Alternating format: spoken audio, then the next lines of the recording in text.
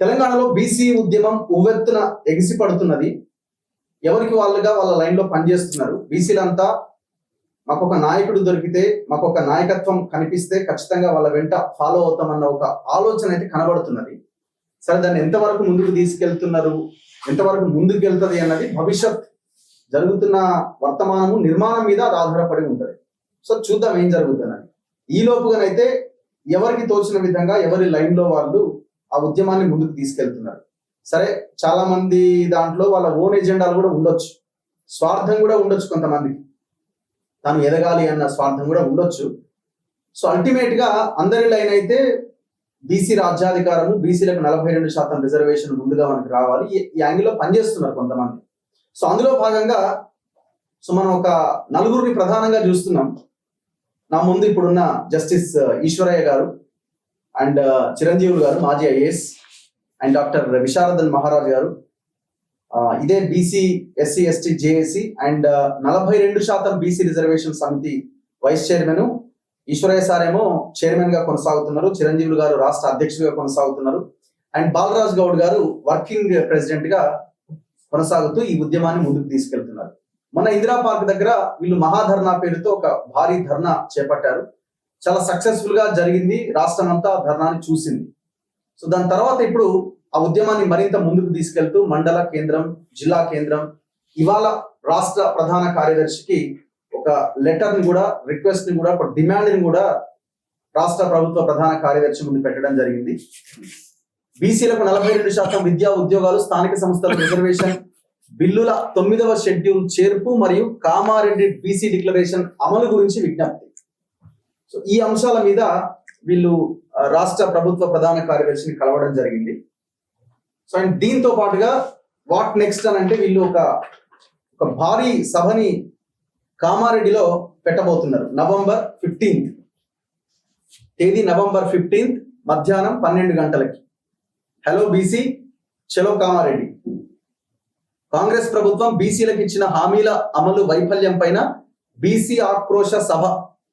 బీసీలను పచ్చి మోసం చేసిన కాంగ్రెస్ పార్టీపై కథన రంగానికి కామారెడ్డికి కదలి రండి. ఎక్కడ అంటే స్థలం Satya function hall, convention centre, Kamareddy.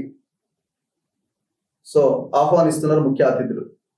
42% BC reservation సాధన సమితి. మాట్లాడదాం. ముందుగా నలుగురిలో ముందు చిరంజీవి గారితో మాట్లాడదాం.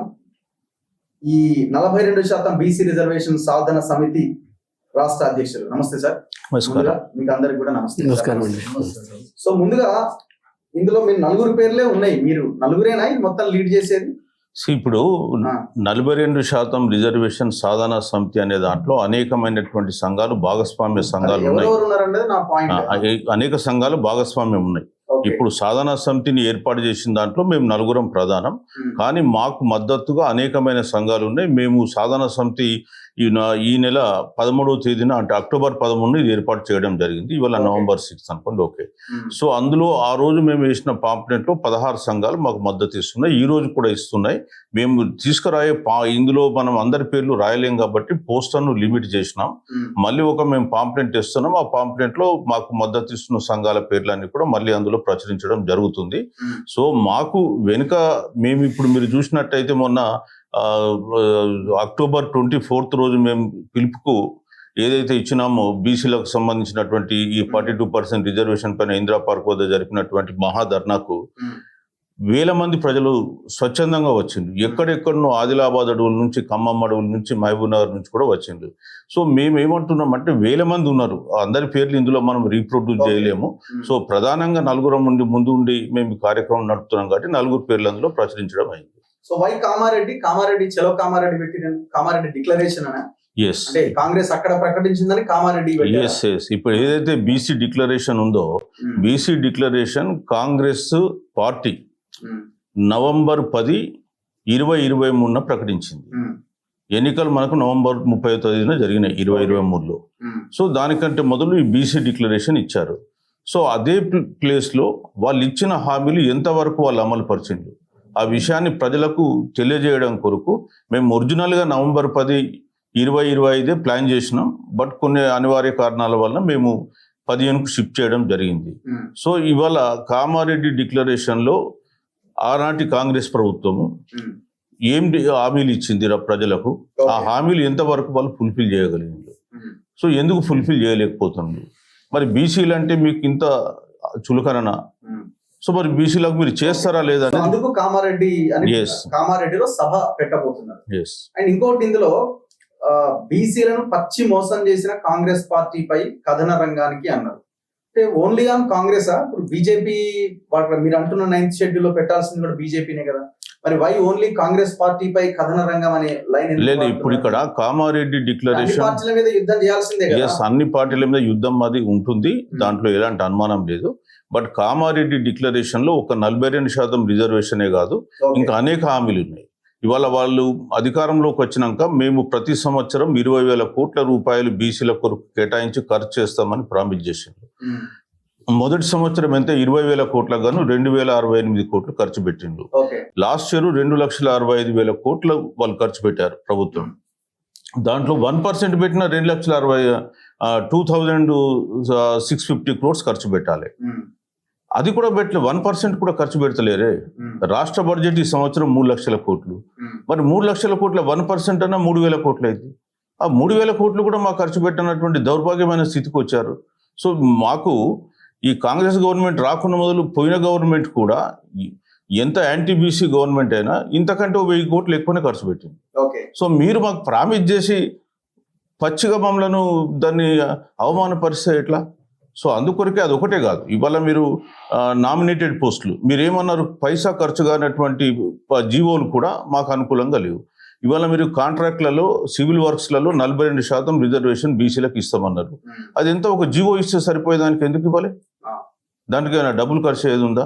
నామినేటెడ్ పోస్టులు ఉన్నాయి, నామినేటెడ్ పోస్టులలో సుమారు 70 కార్పొరేషన్లు మీరు నింపిన్లు, దాంట్లో బీసీలకు ఎంత ఇచ్చిందండి? 15-16% కూడా ఇవ్వలే. ఇన్ని మీ సెక్రటరీకి వెళ్తే సీఎం పేషీలో ఒక్క బీసీ ఆఫీసర్ లేడు. అంటే బీసీల గురించి మీరు అంత నిర్లక్ష్యంగా మీరు ప్రవర్తిస్తున్నప్పుడు దీన్ని ఏమంటారు? మరి బీసీలకు అన్యాయం అంటారా?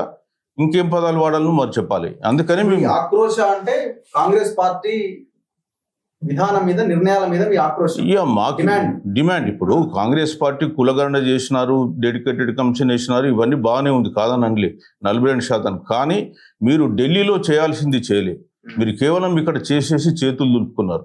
అది కూడా మీరు కులగణన ఎందుకు చేసినారు? బీసీ సంఘాలన్నీ కూడా ఏకమై గట్టిగా పోరాటం చేస్తే కులగణన జరిగింది, లేకుంటే జరిగేది కాదు. సో తర్వాత డెడికేషన్ కమిషన్ హైకోర్టు ఏమంటే హైకోర్టులో పిటిషన్ ద్వారా జరిగింది. సో మీరు ఏ దాంట్లో చిత్తశుద్ధి మీరు బీసీల మీద ప్రదర్శించిండ్రు?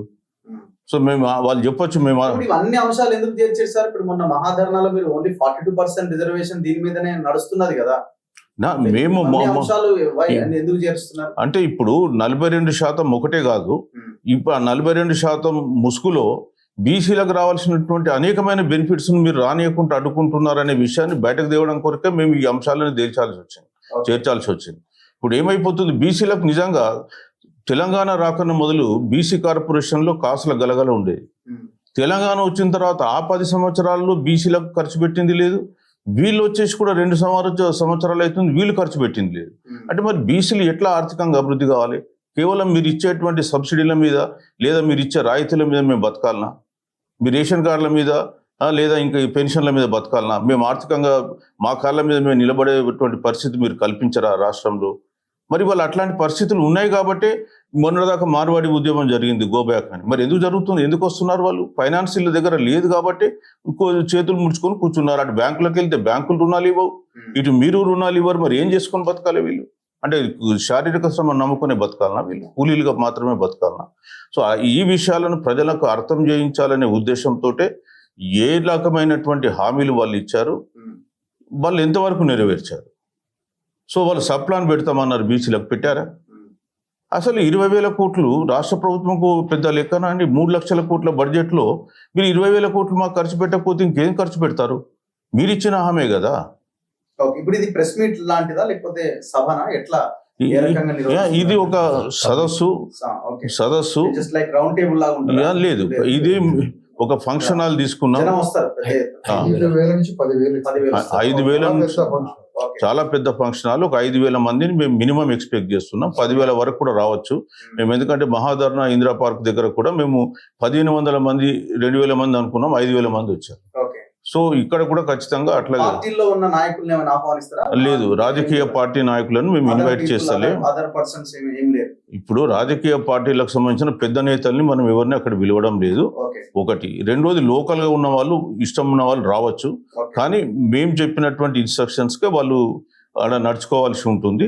సో మేము మాత్రం ఏ పొలిటికల్ పార్టీకి సంబంధించిన వాళ్ళు ఇక్కడ ఆహ్వానం చేస్తలే. బట్ ఒకవేళ కమ్యూనిస్టులు వస్తే మాత్రం మేము వాళ్ళను ఇన్వైట్ చేయడానికి రెడీగా ఉన్నాం. ఎందుకంటే వాళ్ళ అధికారంలో లేరు, చేసిన మోసం కూడా మాకేం లేదు.